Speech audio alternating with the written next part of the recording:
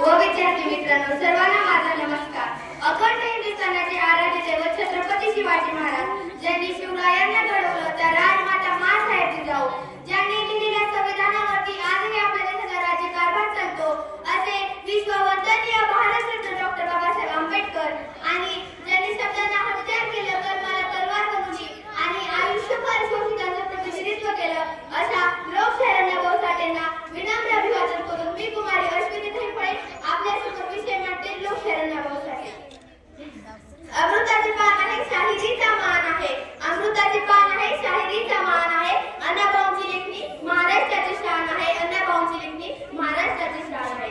मित्रांनो, इतिहासाच्या पानावर अक्षरशः हजारोंनी गर्दी केली आहे, पण या गर्दीत एक नाव मात्र सूर्यासारखं स्वयंप्रकाशित सर्वांना प्रकाश देत आहे. ते नाव म्हणजे साहित्यरत्न लोकशाहीर अण्णाभाऊ साठे. अण्णाभाऊ साठे यांचा जन्म 1 ऑगस्ट 1920 रोजी सांगली जिल्ह्यातील वाटेगाव येथे झाला. त्यांचा जन्म म्हणजे आकाशातील तेजस्वी तारा पृथ्वीवर उतरण्यासारखेच आहे. म्हणतात ना, काही सुमनपुष्पेच असे असतात की तिच्या उमलण्याला चौकाश होतो, परंतु त्या आधीच तिला सुगंध संपूर्ण विश्वात दरवळायला सुरुवात होते. सूर्याप्रमाणे तेजस्वी आणि चंद्राप्रमाणे शीतल, त्यांना फक्त 1.5 दिवसाची शाळा मिळाली, पण शिकले ते आयुष्यभर. अनुभवातून, समाजाच्या वेदनांतून आणि शोषितांच्या नजरेतून.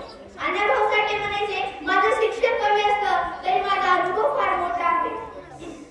त्यांनी श्रीमंतांचे शोषण आणि अस्पृश्यांच्या जखमा यांना तीव्र विरोध केला.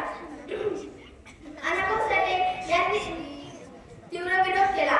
वाचक समाजात जन्मलेल्या अण्णाभाऊंनी लहानपणीपासून गरिबी, उपेक्षा आणि अन्याय यांचे अंधार अनुभवले, पण त्या अंधारातूनच त्यांनी आपले विचार, शब्द आणि प्रतिमेचे उजेड उभे केले. म्हणून म्हणते, 3 दलितांची तलवार होऊन गेले, अन्यायाविरुद्ध प्रहार होऊन गेले. 3 दलितांची तलवार होऊन गेले, अन्यायाविरुद्ध प्रहार होऊन गेले. होते ते गरीबच, पण जगाचा कोहिनूर होऊन गेले, पण जगाचा कोहिनूर होऊन गेले. अण्णाभाऊ साठे यांनी आपल्या साहित्यातून केवळ विद्रोह केला नव्हता, तर माणसाला माणूस म्हणून जगण्याचा संघर्ष केला होता. त्यांचे साहित्य म्हणजे श्रमिकांच्या दुःखाची, दलितांच्या आकांक्षाची आणि सर्वसामान्यांच्या आशेची कहाणी आहे. मित्रांनो, ज्याप्रमाणे सूर्याचे तेज, सागराची खोली आणि आकाशाची उंची शब्दात मांडता येत नाही, अगदी तसेच अण्णाभाऊ साठेंची महती शब्दात सांगणे केवळ अशक्यच आहे. गरीब व भेदभावामुळे त्यांना उच्च शिक्षण घेता आले नाही. ते वडिलांबरोबर मुंबईत गेले, तेथे त्यांनी वेळेत काम केले. त्यांना जगण्यासाठी खूप संघर्ष करावा लागला, पण हसतील ते अण्णाभाऊ कसले या संघर्षातून त्यांनी गरीब व दलितांचा उद्धार हेच जीवनाचे ध्येय ठरवले. अण्णाभाऊ साठे म्हणत, मी जे जीवन जगतो, बघतो, अनुभवतो तेच मी घेतो. त्यांनी 35 कादंबऱ्या केल्या, कथासंग्रह, 10 प्रसिद्ध पोवाडे, पटकथा, लावणी याची निर्मिती केली. अण्णाभाऊ साठे यांची फकीरा या नावाची कादंबरी खूप गाजली. त्यांनी समाजात प्रचंड जनजागृती केली.